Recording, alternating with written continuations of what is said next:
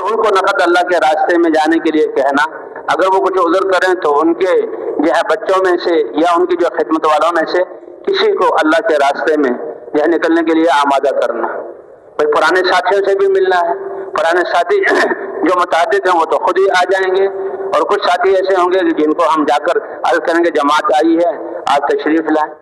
اور کچھ پرانے ساتھی ایسے ہوں گے کہ ماشاءاللہ شروع میں بڑے متحرک تھے، آج کے ان پر حالات آئے ہوئے ہیں تو ان کے بارے میں دل میں کوئی کمی کی کا شائبہ بھی نہ ہو، بلکہ ان کی احسان مندی کے یہ وہ لوگ ہیں جس زمانے میں یہ کام متعارف نہیں تھا، انہوں نے قربانی کر کے اس کام کو متعارف کرایا، ان کی وجہ سے ہم بھی اس کام میں لگے ہیں، تو ان کی خدمت میں بھی جانا اور ان سے کہنا کہ بھئی ہماری جماعت آئی ہے، آپ کے آنے سے ہمیں کوئی سیکھنے کا موقع ملے گا، اور جماعت اگر وہاں نقد تیار ہو تو ان پرانے ساتھیوں کے ذریعے سے جماعتوں کو اللہ کے راستے میں نکالنا، ایسے بھائی 2.5-3 گھنٹے، اور عمومی لوگوں سے ملاقات کرنا، یعنی جس مسجد میں ٹھہرے ہوئے ہیں اس کے آس پاس جو گھر ہیں ان سب کا حق ہے جماعت پر کہ ان سے ملاقاتیں کی جائیں، اگر یہاں والے کچھ دور کہیں رہتے ہیں اور ملاقات کا کوئی اور وقت نہیں ہے تو وہاں جا کر بھی ان کو دعوت دی جائے، سارے ساتھی جو ہے 2.5-3 گھنٹے 4 گھنٹے دعوت دے کر اب مسجد میں تعلیم ایک ایسا عمل ہے جس میں پوری جماعت اکٹھی ہو اور ایک ساتھ کرے کہ جو ہم اللہ کے راستے میں نکلے ہیں، تکلیفیں صحیح ہیں اور یہ دعوت دی ہے، اس پر اللہ ہمیں کیا عطا فرمائیں گے۔ ساتھی تھک کر آئے ہیں، چور ہو کر آئے ہیں، بھوک پیاس لگی ہوئی ہے، لیکن جو اللہ کے وعدے اللہ نے کیے ہوئے وہ سنیں گے تو ان وعدوں کے شوق میں یہ ساری تکلیف ہماری بالکل ختم ہو جائے گی، بلکہ اور ہمت کہ ہمیں تو اور کرنا چاہیے۔ جیسے انسان اپنی ڈیوٹی پر اور دفتر میں جاتا ہے، روزانہ جانے میں اور کیفیت ہوتی ہے، لیکن جس دن تنخواہ لینے کے لیے جانا ہو اس دن اور کیفیت ہوتی ہے۔ تو وہ فضائل کی تعلیم اسی لیے ہے کہ اللہ تعالیٰ ہمیں اس پر کیا دیں گے۔ فضائل کی تعلیم میں جی ہاں اللہ کے راستے میں نکل کر سب سے پہلے فضائل کی تعلیم کہ اللہ کے وعدے اور وعید کا یقین ہمارے دل میں آ جائے اور ہمارے دل اللہ کے وعدے اور وعید سے اثر لینے والے بن جائے، اور یہ جو ہے وعدے ہمیں نیکیوں پر قائم کر دیں اور گناہوں سے بچنے کا ذریعہ بن جائے۔ اب تعلیم میں ایک تو جو ہے یہ آداب ہیں اور مقصد ہے، اور دوسرا تجوید ہے، اور تیسرا احادیث کا پڑھنا، اور آخر میں 6 نمبروں کا مذاکرہ ہے۔ تجوید کا مقصد کیا ہے کہ ہمارے قرآن پاک کو پڑھنا صحیح ہو جائے، قرآن پاک کا پڑھنا صحیح ہو جائے۔ اگر پہلے سے حالات معلوم ہو پرانے ساتھی ہیں ماشاءاللہ حافظ ہیں عالم ہیں قاری ہیں تو ٹھیک ہے، نہ معلوم ہو تو پہلے دن اکٹھے تجوید ہو جائے، اس سے اندازہ ہو جائے کہ کتنے ساتھی قرآن صحیح پڑھنے والے ہیں اور کتنے ساتھی ہیں کہ قرآن میں کمزوری ہے۔ تو بھائی جن کو اللہ نے صحیح پڑھنے کی نعمت دی ہے تو وہ خوش ہوں کہ ہمارے ساتھ ایسے ساتھی ہیں کہ ان کو ہم جو ہے صورتیں ٹھیک کرا سکتے ہیں، اور جن کی کمزوری ہے وہ بھی اللہ کا شکر ادا کرے کہ ہمارے ساتھ تجوید والے ہیں، وہ ہمارے قرآن ٹھیک کرا دیں گے۔ اس وقت تو چند صورتیں پڑھ لی جائیں، اس سے اندازہ ہو جائے، اور تجوید کے وقت میں بھی تھوڑی بہت یعنی رہبری رہنمائی ہو جائے، اور اس کے علاوہ پھر قرآن پاک کو ٹھیک کرنے کی کوشش کی جائے۔ قرآن پاک کا پڑھنا کہتے جو حافظ ہیں وہ تو روزانہ 3 پارے پڑھنے کا مطلب، جو ناظرہ خواہ ہیں وہ جو ہے 1 پارہ قرآن پاک کا پڑھیں، اور بھائی جن کو پڑھنا نہیں آتا وہ 15-20 منٹ آدھا گھنٹہ دے دیں جس سے قرآن کو سیکھیں، اور سیکھتے رہیں۔ اگر اسی حال میں اللہ کے ہاں پہنچ گئے تو قرآن سیکھنے والوں کی صف میں اللہ تعالیٰ ان کا حشر فرمائیں گے۔ تو قرآن پاک کا پڑھنا، مولانا الیاس صاحب رحمۃ اللہ علیہ کہ قرآن پاک کو دیکھ کر اور آواز سے کہ اپنے آپ کو سنائیں، تہجد کے وقت میں پڑھنا، اس کو اللہ کا قرب حاصل ہونے کا بہت بڑا ذریعہ پایا ہے۔ تو بھائی پہلے تجوید ہو جائے، اور تجوید کے بعد یہ جو ہماری فضائل کی کتاب ہے اس میں سے پڑھنا، ہر حصے میں سے حکایت صحابہ ہے، صحابہ کا ایک قصہ، فضائل نماز ہے، فضائل قرآن ہے، فضائل ذکر ہے، فضائل اللہ کے راستے میں نکلنے کے فضائل ہیں، مسلمانوں کی موجودہ پستی کا واحد علاج ہے۔ اب حج کا زمانہ آ رہا ہے تو فضائل حج میں سے بھی، رمضان سے پہلے فضائل رمضان میں سے بھی پڑھتے ہیں، تو فضائل صدقات یہ ہماری فضائل کی کتابیں ہیں، اس میں سے پڑھنا ہے۔ اور آخر میں بھائی 6 نمبروں کا مذاکرہ، یہ 6 نمبر اسی لیے کہ ہمارا ہر عمل جو ہے 6 صفات والا ہو جائے کہ کامیابی دینے والی اللہ کی ذات ہے اور کامیابی ملے گی ہمارے اس عمل سے، اور یہ عمل مقبول ہوگا حضور صلی اللہ علیہ وسلم کی سنت. یعنی سب سے پہلے تو یقین ہے کہ اللہ تعالیٰ کا کامیابی دینے والے اللہ تعالیٰ ہیں، اور کامیابی دینے کا راستہ اللہ کے حکم کو نبی کے طریقے پر پورا کرنا ہے. اور مسائل کے علم کے ساتھ، اسے کہتے ہیں پہلے فضائل ہیں، فضائل کے شوق میں اس عمل کو کریں، اور مسائل یعنی جو علماء سے پوچھ کر جو اللہ نے علم اتارا ہے اس کے مطابق ہم عمل کرنے والے بن جائیں. فضائل کے شوق میں ہمارا عمل، اور اپنے اعمال کے ثواب کی حفاظت کے لیے، اپنے اعمال کے اجر کی حفاظت کے لیے اخلاق کا اچھا ہونا، اخلاق کا اچھا ہونا. انما بعثت لاتمم مکارم الاخلاق، میری بعثت ہوئی ہے تاکہ جو اعلیٰ اخلاق ہے اس کو میں پورا کر دوں. اور فرمایا قیامت کے دن سب سے زیادہ وزنی یہ اخلاق کا وزن ہوگا. اور بھائی اخلاص یہ تو بہت ضروری ہے کہ ایمان اور اخلاص یہ دونوں جڑواں چیزیں ہیں. جس قدر ایمان ہوگا اسی قدر ہمارے اعمال خالص اللہ کے لیے ہوں گے. اس لیے عمل کرنے سے پہلے، عمل کے دوران، آخر میں اس بات کی نیت کرنا کہ میرا یہ عمل کس کے لیے ہے؟ اللہ کی رضا کو حاصل کرنے کے لیے.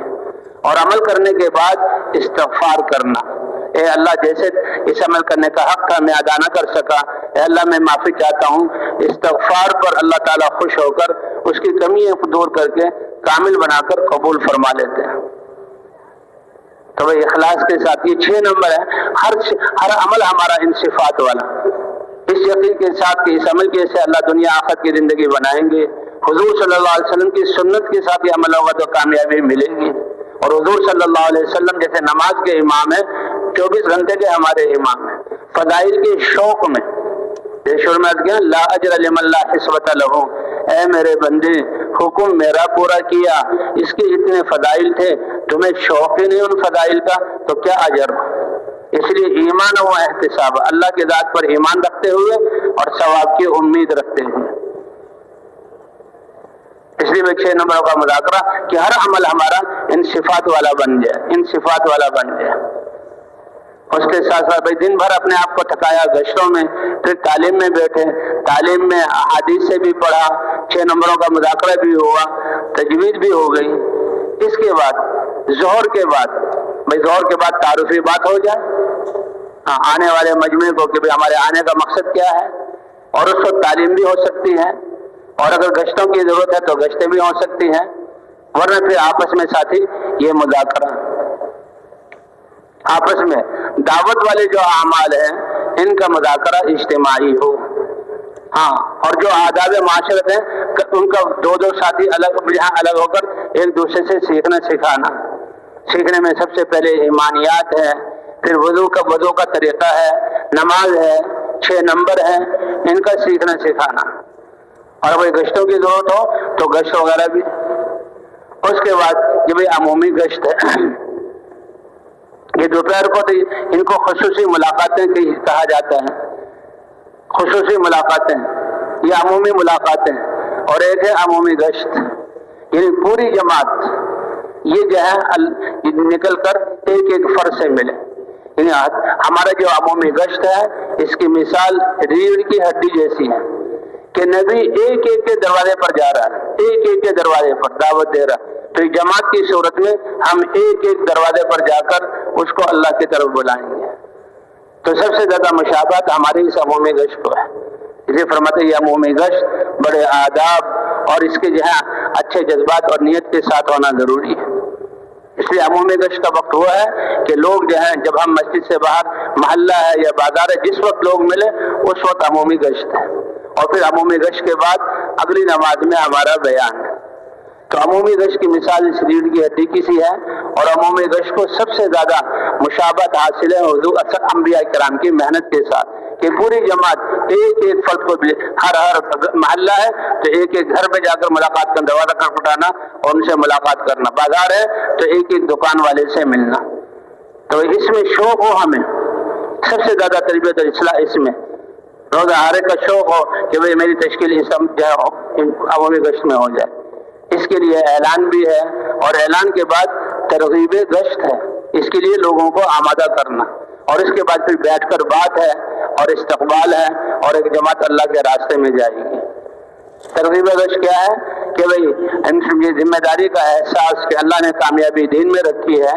اور دین کی زندہ کرنے کے لیے اللہ نے نبیوں کو محنت دے کر بھیجا ہے، اور حضرات انبیاء کرام اپنی قوم میں دعوت لے کر جاتے تھے، اس سے جو ہے ایمان آتا تھا، اور پھر طلب آتی اللہ کا دین اترتا، اور جب حق وجود میں آ جاتا تو اللہ پھر باطل کو ختم فرما دیتے۔ کتنی قوموں کو اللہ نے یعنی ان کا نام نشان ہی مٹا دیا۔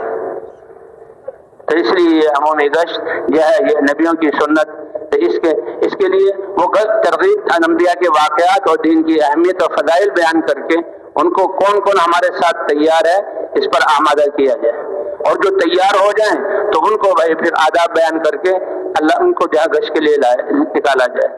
تو ایک تو ترغیب گشت ہے، ترغیب گشت کے بعد ایک ساتھی جس کو ہم کہتے ہیں بیٹھ کر بات کریں، وہ وہیں بیٹھ کر جو ساتھی وہاں موجود ہیں اور جو نمازیں پڑھ رہے ہیں استقبال والے ہیں ان سے اور ہر آنے والے سے یہ 6 نمبروں میں بات، 6 نمبروں میں بات، ہر نمبر کے ساتھ محنت کو جوڑ دیا جائے۔ وہ لمبے قصے شروع نہ کریں کہ بیٹھ کر جو قصہ شروع کیا آخر تک، کیونکہ لوگ مختلف یا وقتوں میں آتے رہیں گے، بات سنتے رہیں گے، یہ تو ایمانیات کو بیان کرے اور اس کے لیے بھی اس کے حاصل کرنے کا طریقہ محنت کو اس کے ساتھ جوڑ دے، نماز کو بیان کرے، ایسی نماز کے فضائل کب جب کہ اس کی محنت ہوگی، محنت کے ساتھ اس کو جوڑ دے، اس کا 6 نمبروں کو بیان کرے، اور ہر جو ہے نمبر کے ساتھ کہ اس کے لیے محنت کی ضرورت ہے یہ ذہن بنایا جائے۔ تو ایک تو بیٹھ کر بات کرنا ہے، اور ایک ساتھی جو ہے یا 2 ساتھی وہ ذکر میں ہو کہ حضرات انبیاء کرام ان کی تو کیفیت ایسی تھی کہ یہاں فرش پر ہوتے ہوئے ان کے دل عرش پر ہوتے تھے، اور بھائی ہم تو اس زمانے کے لوگ ہیں، اس زمانے کے لوگ ہیں، یہ جماعت بازاروں میں محلوں میں لوگوں سے مخلوق میں محنت کر رہی ہے، اور ذکر والے یہ اللہ کی طرف متوجہ ہیں، اللہ سے دعا کر رہے ہیں۔ ایک ساتھی استقبال کے لیے بھی ہوں، وہ آبادی اور یہ مسجد کے دروازے یا آنے والوں کے اعتبار سے ایک بھی استقبال والا ہو سکتا ہے، 2 بھی استقبال والے ہو سکتے ہیں جب مختلف راستے ہوں۔ استقبال والوں کو کیا ہے کہ آنے والوں کا بشاشت کے ساتھ ملنا اور بڑی حکمت سے پوچھ لینا کہ آپ نے نماز تو پڑھ لی ہوگی، وہ کہ نماز پڑھ لی ہے تو جی ہاں یہ بات ہو رہی ہے، اس میں تشریف رکھیں، اور اگر کہ نماز نہیں پڑھی تو سب سے پہلے جو وقت کا فریضہ ہے نماز کی طرف اس کو متوجہ کیا جائے۔ اور جو ساتھی جو ہے مشغول ہیں، اپنی نمازیں پڑھ رہے تھے، دعاؤں میں لگے ہوئے تھے، وظیفہ، ان کو بھی اس بات کی طرف متوجہ کیا جائے۔ اور بھئی اللہ کے راستے میں جانے والی جماعت کن آداب کے ساتھ جانا ہے، اس کے آداب بیان ہو گئے، دعا کر کے کہ پھر دعاؤں کا بہت اہتمام ہوتا تھا۔ عمومی جو ملاقاتیں ہوتی تھی، خصوصی گشت ہوتی تھی، اس وقت بھی وہ جو ہے دعا مانگ کر جاتے تھے، اے اللہ دل تیرے ہاتھ میں ہے، آپ ان کے دلوں کو، ہمارے دل بھی ان کے ہاتھ، ان کے دل بھی، اے اللہ آپ ہمارے دلوں کو اپنے دین کی طرف اور دین کی محنت کی طرف پھیر دے۔ یا مصرف القلوب صرف قلوبنا الی دینک و یا مقلب القلوب ثبت قلوبنا الی طاعتک۔ اس طرح دعا کے بعد یہ ساتھی راستے کے دائیں طرف چلیں اور 2 ہو کر چلیں، اور اگر راستہ تنگ ہو تو ایک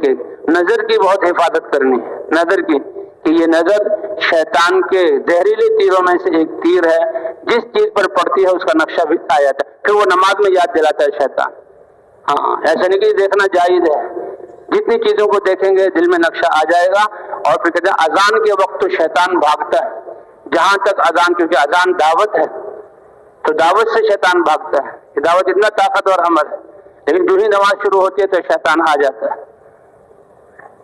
تو اس لیے بھائی ہم نے جو ہے نظروں کی حفاظت کرنی ہے، اور 2 ساتھی ہو کر اور ذکر کرتے ہوئے جانا ہے، اس میں زیادہ شور بھی نہ ہو اور بالکل خاموشی بھی نہ ہو۔ سبحان اللہ، الحمدللہ، لا الہ الا اللہ، اللہ اکبر۔ اس جماعت میں ایک متکلم ہوگا جو بات کرے گا، بہترین متکلم وہ ہے جو مختصر بات کرے اور نقد ساتھی کو تیار کر لے، بہترین متکلم وہ ہے۔ تو اسی بات کی کوشش کی جائے، پوری جماعت اس کو دعوت دے گی، اور ایک بھائی رہبر ہوگا، رہبر محلے کے ساتھیوں میں سے کوئی سنجیدہ ساتھی ہو، اس کو بتایا جائے کہ بھائی آپ نے تو بھائی کچھ آئے ہیں مسجد سے اور ایک اہم پیغام لے کر آئے ہیں، ان کی بات سن لو۔ رہبر وہ رہبری کرے گا، متکلم آگے پھر جو ہے وہ بات کرے گا، اور مختصر بات اور نقد لانے، اور ذمہ دار ساتھیوں کو جوڑ کر چلیں گے۔ اور بھئی یہ عمومی گشت اس کا آداب سے ہونا بہت ضروری ہے۔ کہتے ہیں یہ ریڑھ کی ہڈی ہے اور ہمارے اس کام میں سب سے زیادہ مشابہت، جیسے کیا نبی ہر گھر جا کر دعوت دیتے تھے، تو عمومی گشت میں بھی جس راستے میں ہر گھر والے کو دعوت دینا، ہر دکاندار کو دعوت دینا، ہر مزدور کو دعوت دینا، جو بھی راستے میں آئے، تو سب سے زیادہ مشابہت ہمارے اس کام کو ہے۔ تو اس کو بڑے سنجیدگی کے ساتھ کہ آداب کے ساتھ ہو، چاہے کوئی ہماری بات سن کر مسجد میں نہ آئے تو ہم کامیاب ہیں، لیکن بھی اگر آداب کے بغیر ہوا، کیونکہ یہ نقل و حرکت والے، تو پھر کہ ذمہ دار ساتھی واپس لے آئے اور بات دوبارہ بیان کر کے پھر جو ہے یہ عمومی گشت کو آداب کے ساتھ کرنا بہت ضروری ہے۔ اس طرح جو ہے پھر جو راستے کے دائیں طرف چلتے ہوئے ذمہ دار جو رہبر ہوگا، اگر گھر ہیں دروازہ کھٹکھٹائیں، ایسے کھڑے ہوں کہ دروازہ کھلنے پر ہماری نظر جو ہے گھر کے اندر نہ چلی جائے، ایک طرف کھڑے ہو جائیں۔ اب جب کوئی آیا، دیکھو بھائی یہ بھائی مسجد سے آئے تھے اور ایک اہم بات کرنا چاہتے ہیں، اور متکلم آگے ہو کر اس کو بات کریں، اور بہترین متکلم وہ ہے جو نقد تیار کر لے۔ اگر دکاندار سے بات کرنی ہے تو جس کام میں وہ لگا ہوا اس سے فارغ ہو کر اس کو آگے کر لیا جائے، اور نقد جو ساتھی تیار ہو جائے کہ میں مسجد میں جانے کے لیے تیار ہوں، تو جماعت کے ایک ساتھیوں میں سے کوئی پالیسی کے طور پر نہیں کہ یہ بھاگ نہ جائے، بلکہ اس کے اکرام میں، اے اللہ تیری دعوت اس کو دی، ہمارا یہ بھائی تیار ہو گیا، اب اس کا اعزاز یہ ہے کہ میں اس کو مسجد تک لے کر جاؤں، وہی ایمان یقین کی بات کرتے ہوئے مسجد تک لے آئے، اور جو استقبال والا ہے اس کے حوالے کر دے، اور استقبال والا استقبال کرے۔ اگر باہر سے آنے والے پتہ ہو کہ یہ نماز پڑھ کر گیا، شکل و صورت سے معلوم ہونا تو ٹھیک ہے، انہیں بھائی نماز تو آپ نے پڑھ لی ہوگی، اگر وہ کہ نہیں پڑھی تو سب سے پہلے اس وقت کا فریضہ نماز کی طرف اس کو متوجہ کیا جائے۔ اس طرح بھائی کوئی دکاندار یہ کہے کہ میں آپ یعنی کام میں لگا ہوا، آپ کان میری آپ کی طرف ہیں، آپ بات کریں، تو ایسا نہیں، اس کو یہ کہہ دیا جائے کہ مسجد میں بات ہو رہی ہے، آپ فارغ ہو کر تشریف لائیں۔ اصل تو یہ ہے کہ نقد تیار ہو کر مسجد کی طرف آ جائے، ورنہ بھائی دو تین جو ہے کچھ قدم اٹھوا کر دو تین دکانوں میں ہمارے ساتھ جائے، اے اللہ ہم نے تو اس کے قدم جو ہے ہلوا دیے ہیں، اب آپ اس کو قبول کر لیں۔ اور ایسے گشت کرتے ہوئے ان آداب کے ساتھ جب متکلم بات شروع کرے تو ساتھی اپنے ذکر کو موقوف کر دے، اب یہ اس کی دعوت کو سننا ہماری ضرورت ہے، اور جو یہ جو کہہ رہا ہے یہ سچ ہے اور حق ہے۔ متکلم بڑے اعتماد کے ساتھ بات کرے، متکلم اگر متکلم کی بات میں پشو پیش ہو تو ذمہ دار ساتھی کہ بھائی کا مقصد یہ تھا، اور ہو سکتا ہے اگر بات قابو میں نہ آئے تو متکلم بدلا بھی جا سکتا ہے۔ اور جب اتنا وقت رہ جائے کہ ساتھی واپس جا کر اگر جس کسی کو استنجا وضو کی ضرورت ہے تو وضو استنجا کر کے وہ صف میں بیٹھ کر تکبیر اولیٰ کو پا لے گا، تو پھر وہاں رک جائے۔ اور ذمہ دار ساتھی پہ دیکھو اتنا بڑا کام، اللہ کا پیغام لے کر ہم ان بستی والوں کی طرف آئے تھے، لیکن جیسے جو دل کی کیفیات اور جہاں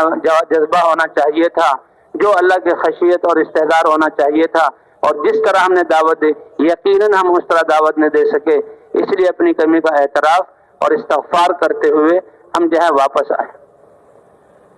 اور آ کر سب سے پہلے بات ہو رہی ہے اس میں بیٹھ جائے، اور پھر ذمہ دار سے اجازت لے کر وضو وغیرہ کر کے پھر ہم صفوں میں آ جائے۔ تو کہتے ہیں یہ عمومی گشت کر کے پھر ہے ہمارا بیان۔ پہلے سارے دن ملاقاتوں میں اپنے آپ کو تھکانا ہے، پھر تعلیم میں بیٹھنا ہے، پھر یہ عمومی گشت ہے، اور یہ اب یہ ہے وصولی کا وقت ہے کہ جو جماعت جتنی زیادہ متحرک ہوگی اور گشتوں میں اپنے آپ کو تھکائے گی اور اعمال کا اہتمام اسی کے بقدر جو ہے وصولی ہوگی۔ یہ بیان یہ تو ایک ساتھی کے مقرر ہوگا، فلاں ساتھی بیان کرے، لیکن فکر مند ہم سب ہوں، یہ نہ ہو کہ بھئی اس کا بیان مقرر ہوا اب وہ جانے اس کا کام جانے وہ بیان کرے گا، لیکن ہم سب ساتھی فکر مند ہوں، اللہ کی طرف متوجہ، اللہ سے دعا کریں، اے اللہ ہمارے یہاں آنے کو قبول فرما اور ان بستی والوں کو قبول فرما، نقد جماعتوں کے نکلنے کی صورت۔ اور بات کرنے والا جب مغرب کے بعد اگر اعلان ہوا ہے تو ساتھی سنتوں کے لیے پھیل کر کھڑے ہو جائیں اور مختصر سنتیں پڑھیں تاکہ یہ آنے والے لوگ ان کو بیان میں بٹھایا جا سکے۔ اور ان کو بیان میں بٹھانا بڑی سنجیدگی کے ساتھ اور بڑی متانت کے ساتھ ہو، شور شرابہ نہ ہو، پکڑ دھکڑ نہ ہو۔ جو بستی والے ہیں ان کو آگے بٹھا کر اور جماعت والے پیچھے پھیل کر بیٹھ جائیں، اور بیان کرنے والا اللہ کی طرف متوجہ ہو کر 6 نمبر ان کو بیان کیا جائے۔ پہلا یہ جو ہے تو ایمان والا نمبر ہے، نماز ہے، علم ہے، یہ تین تفصیلی جو ہے وہ نمبر ہے، ان کو تفصیل سے بیان کیا جائے اور یہ دین پر چلنے اور دین کی محنت کرنے کی استعداد پیدا کرنے والے ہیں۔ باقی اخلاق کا بھی بیان ہو، اخلاص کا بھی بیان ہو، اور پھر آخر میں یہ تبلیغ، دعوت و تبلیغ اس ذمہ داری کو سمجھا کر اس پر لوگوں کو نقد آمادہ کیا جائے۔ ایک تشکیل والا ساتھی اگر بستی والا ہو تو اچھا ہے، کیونکہ ناموں کو سمجھنا، مسجد جگہوں کو، پتوں کو سمجھنا، یہ باہر سے آئی ہوئی جماعت جبکہ زبان الگ ہو تو بڑا مشکل ہوتا ہے، علاقے والا ہو تو بڑا آسان ہوتا ہے۔ تو اس لیے یعنی وہ 6 نمبر بیان کیا جائے مکمل، اور مکمل ہم تو مطالبہ 4 مہینے کا ان کے سامنے رکھیں، 4 مہینے کے بھی رکھیں، چلے کا بھی رکھیں۔ 6 روزہ ایک مقامی جو ہے ایک اعمال کا حصہ ہے، لیکن اگر کام نیا ہے تو بھائی وہاں 6 روزے کی جماعت کو وصول کر لینا یہ بھی اللہ کی طرف سے ایک نعمت ہے۔ ہاں وہاں پر کام پہلے سے ہو رہا ہے تو پھر تو 3 چلے کی جماعت ہے۔ کہتے مسجد میں آنے کا مقصد ہی یہ ہے کہ نقد 3 چلے کے لیے اللہ کے راستے میں جماعتیں نکل جائیں اور مقامی جماعت کام مضبوط ہو جائے۔ 5 کام اپنے سامنے کروانا، دیکھنا، اگر پہلے سے ہو رہے ہیں تو اس جماعت کے آنے سے اس میں تقویت ہو جائے، اور ہمارے سارے ساتھی کی بھی یہ سارے ساتھی سارے اعمال، تو جس ساتھی کے ہمارے ساتھ 3 دن بھی لگ جائیں تو وہ بھی اس کام کو پورا سیکھ جائے اور اس کو مقصد بنا کر اپنے علاقے میں کرنے والا بنے۔ تو اس لیے نقد جماعتیں بھی نکالنا ہے، مقامی جماعت نہیں ہے تو بنانا، اور اس کا ہے تو اس کو مضبوط کرنا اور اپنے سارے ساتھیوں سے اعمال کروانا۔ اس طرح اگر جو اب نام آئے ہیں ان کو اسی وقت وصولی کی کوشش کی جائے، ان کو الگ لے لیا جائے اور ان کی وصولی کی ترتیب بنائی جائے، ان کو وصول کرنے میں بستر وصول ہو جائے اور جو ہے خرچہ وصول ہو جائے، رات ہی کو بستر لا کر مسجد میں اپنے ساتھ رکھے جائیں، اور اگلے دن اچھی طرح سے ان کو ہدایت دے کر اللہ کے راستے میں ان کو روانہ کیا جائے، اللہ کے راستے میں ان کو روانہ کیا جائے۔ تو یہ ہے کہ ہر مسجد میں 100% لوگوں سے ملاقات بھی ہو جائے اور نقد جماعتیں اللہ کے راستے میں نکل جائیں، اور جو مقامی کام ہے یہ بھی اگر 5 عمل نہیں ہوئے تو اس کو مکمل کیا جائے اپنے سامنے کروا کے، پھر اگر 2 دن میں پورا ہو جائے تو ٹھیک، ورنہ 3 دن پہلے سے وقت متعین نہ کیا جائے۔ اگر مرکز والوں کے پاس گئے ہیں تو مسجد بھی ہمارے جماعت کے ساتھی اپنی جماعت کو دیکھ کر مسجد کا انتخاب بھی یہ کریں، اور کسی مسجد میں صرف 1 دن کافی ہے یا 2 دن کافی نہیں ہوئے، ہمارے سامنے تو عمل ہے، محنت ہے، ہم تو محنت کو دیکھیں گے، اگر پورے ہو گئے تو ٹھیک ہے، 1 دن میں پورا ہو جائے تو ٹھیک، ورنہ 2 دن، ورنہ 3 دن، اس سے زیادہ 3 دن میں پورا کرنے کی کوشش کریں۔ ہاں کبھی کبھار مجبوری میں جماعت کی وصولی ہے تو بھئی وہ بہت کم ایسا کہ 4تھا دن، ورنہ ہمیں اگلی مسجد میں جانا چاہیے۔ وہ اللہ کے راستے میں نکال کر اب راتوں کے اعمال، راتوں کو اللہ کے سامنے کھڑا ہونا، اس لیے فرماتے ہیں کہ جو ہے عشاء کے بعد حکم یہ ہے کہ بھئی عشاء سے پہلے سو نہیں، تاکہ عشاء کی نماز کا وقت فوت نہ ہو جائے، قضا نہ ہو جائے، اور عشاء کے بعد دنیا کی باتوں میں نہ لگو، بلکہ جلدی سویا جائے تاکہ راتوں کو اٹھا جائے، جو کہ ایک دن کی محنت ہے، ایک رات کی محنت ہے۔ ان لک فی النہار سبحا طویلا، اے نبی آپ کے لیے اللہ کی پاکی کو بیان کرنا لوگوں میں دن میں یہ دن کا کام ہے، لیکن رات کا کام قم اللیل الا قلیلا نصفہ او انقص منہ قلیلا او زد علیہ ورتل القرآن ترتیلا، کہ رات کو آپ کھڑے ہوئیے اور اللہ کے قرآن کو یہاں ٹھہر کر پڑھیے۔ تو اس لیے بھائی راتوں کا قیام، یہ تہجد یہ بہت ضروری ہے۔ حضرات انبیاء کرام پر تو تہجد کی نماز فرض تھی، اور حضور صلی اللہ علیہ وسلم فرماتے ہیں کہ میرا دل چاہتا ہے کہ میرا ہر امتی یہ تہجد پڑھنے والا ہو۔ اگر مجھے اس بات کا ڈر نہ ہوتا کہ فرض اگر ہو جائے تو فرض کو چھوڑ کر امت گنہگار ہوگی، اس کا ڈر نہ ہوتا تو فرض یہ تہجد کی نماز فرض کروا لیتا۔ اس لیے بھائی تہجد کے بہت زیادہ فضائل ہیں۔ تہجد میں اٹھنا دعوت والوں کے لیے تو تہجد میں اٹھ کر لمبی لمبی نفلیں پڑھنا، اور پھر بھائی دعا میں لگنا، 2 کام ہیں، دعوت اور دعا، دعوت اور دعا۔ لوگوں کو اللہ کی طرف بلانا ہے اور رات کو جو ہے وہ دعاؤں میں لگنا. حضرات انبیاء کرام کی دعائیں قرآن پاک میں جو ہے ذکر ہیں. ربنا آتنا فی الدنیا حسنہ، ربنا اغفر لنا ذنوبنا اسرافنا فی امرنا، یہ دعائیں قرآن پاک میں. تو اس طرح ہمارا یہ تو راتوں تہجد ساتھی سب کے سب ساتھی اس میں کوشش کریں کہ رات کو اچھا خاصا وقت ہمارا نماز پڑھنے میں اور دعاؤں کے مانگنے میں، راتوں کے لمبے لمبے قیام میں نماز کو صحیح کرنے کی جو ہے مشق کرنا اور دھیان باندھنے کی مشق کرنا. کہ جیسے ہم ایمان یقین یعنی دعوت کے ذریعے یقین کو ہم نے بنانا ہے، اسی طرح نماز کو درست اچھے سے اچھا بنانا اس کی بھی محنت کرنی ہے. وَأْمُرْ أَهْلَكَ بِالصَّلَاةِ وَاسْتَبِرْ عَلَيْهَا لَا نَسْأَلُكَ رِزْقًا نَحْنُ نَرْزُقُكَ، کہ اپنے گھر والوں کو نماز کا حکم کرتے رہیے اور اس پر جمے رہیے. ہم آپ سے روزی کموانا نہیں چاہتے، رزق دینے والی ذات تو کون سی ہے؟ اللہ کی ہے. وَاسْتَعِينُوا بِالصَّبْرِ وَالصَّلَاةِ، اللہ کی مدد نماز کے ذریعے،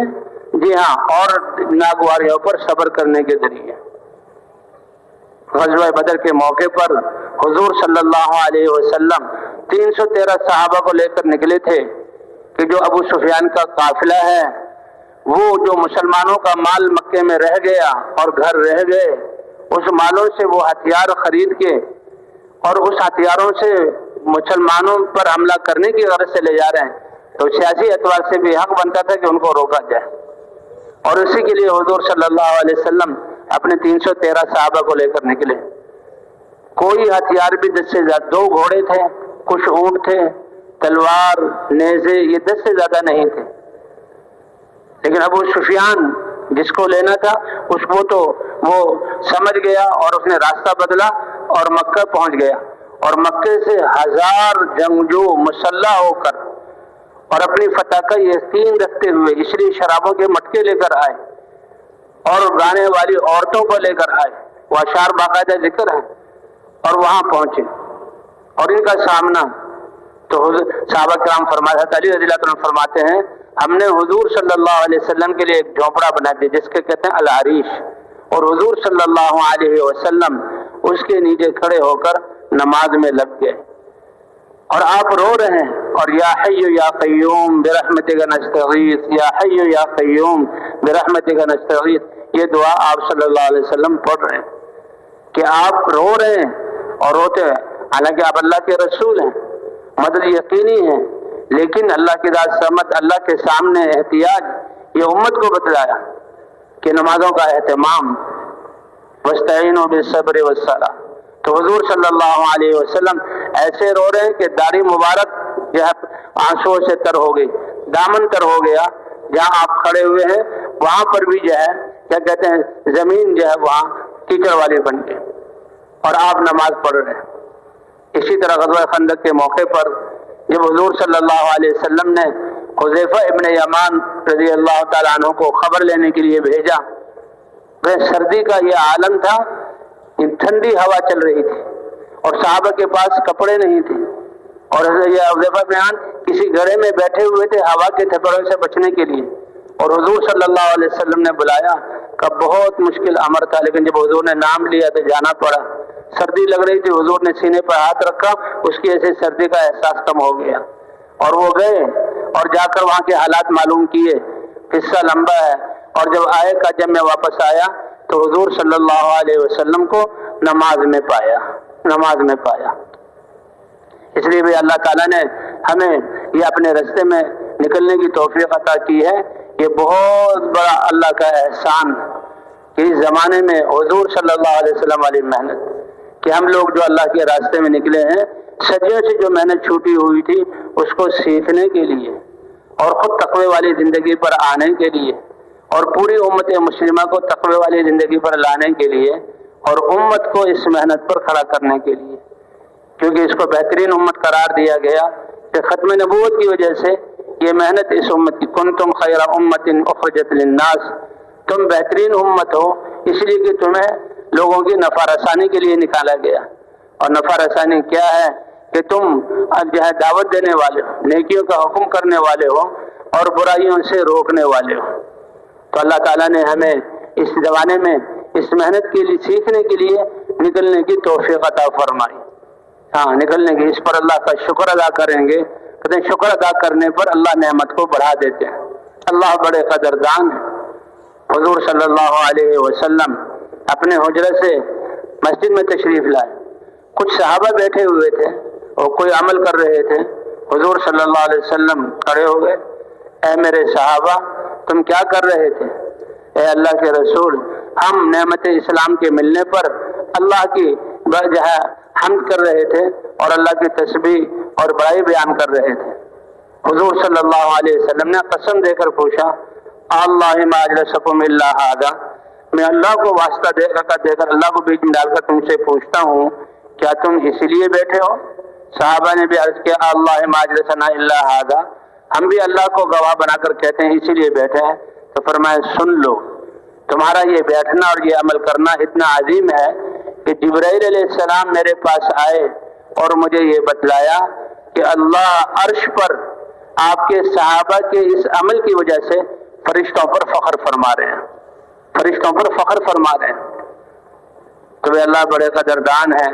اللہ نے اس زمانے میں فرمایا یہ بعد والے جو لوگ ہیں، حضور صلی اللہ علیہ وسلم فرمایا طوبی لمن رآنی وآمن بی، خوشخبری ہو اور مبارکبادی ہو اس شخص کے لیے جس نے مجھے دیکھا اور مجھ پر ایمان لایا۔ بہت بڑی بات ہے کہ وہ صحابہ بنے، ان کے درجے کو تو کوئی ایمان والا پہنچ ہی نہیں سکتا۔ اللہ نے ان کے لیے اپنی رضا کا پروانہ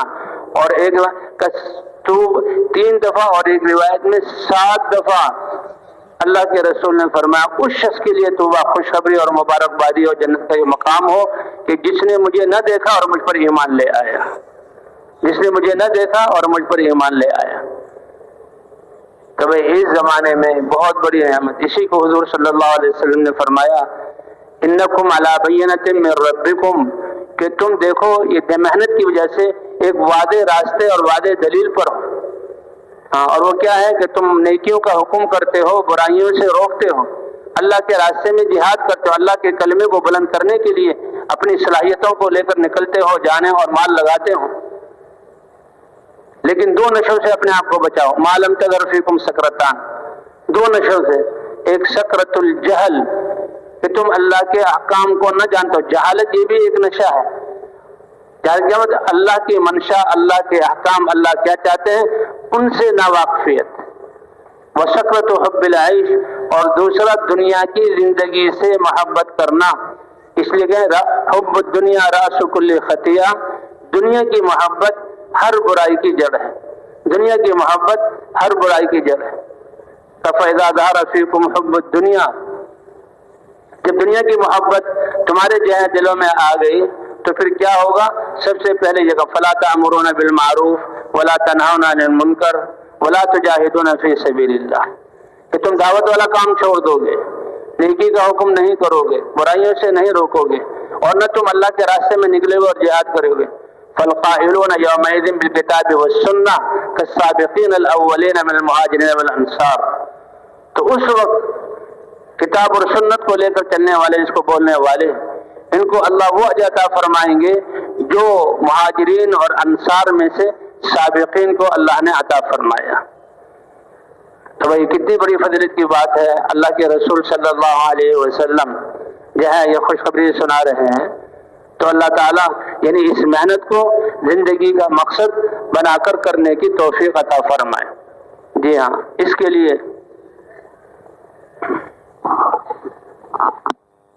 تو اسی لیے بھائی انشاءاللہ یعنی ہم نے اس کام کو کرنا بھی ہے اور اللہ سے ڈرتے بھی رہنا ہے، اللہ سے ڈرتے بھی رہنا ہے۔ یہ ہے کہ انسان یہ تو کمزور ڈرتے ہوئے اے اللہ جیسے کرنے کا حق تھا ایسے ہم نہ کر سکے، اس کے لیے یہ بھی ہے ہم نے اللہ کے راستے میں نکل کر یعنی بھرپور محنت کرنی ہے اور دن کو اپنے آپ کو تھکانا ہے اور راتوں کو اللہ سے مانگنا ہے۔ اس نقل و حرکت کی وجہ سے فرمائیں کہ یہ بعد والے جو قربانی کریں گے تو ایک ایک کی قربانی پر اللہ 50 آدمیوں کی قربانیوں کا نتیجہ ظاہر فرمائیں گے۔ صحابہ کرام حیران ہوئے، پوچھا یا رسول اللہ، یہ بعد میں یہ محنت کرنے والے اور ان کی قربانیوں کے ثمرات 50 آدمی کے برابر، 50 آدمی ان میں سے تو بھی بہت بڑی بات ہے، یا 50 آدمی ہم میں سے۔ حضور نے فرمایا یہ صحابہ تم میں سے 50 آدمی کی قربانی کے بقدر ایک ایک کی قربانی پر اللہ و نتائج مرتب فرمائیں گے۔ تو وہ تیار ہیں اس کے لیے انشاءاللہ، نکل کر اپنے اوقات کی حفاظت اور ان اعمال کا اہتمام کریں گے انشاءاللہ۔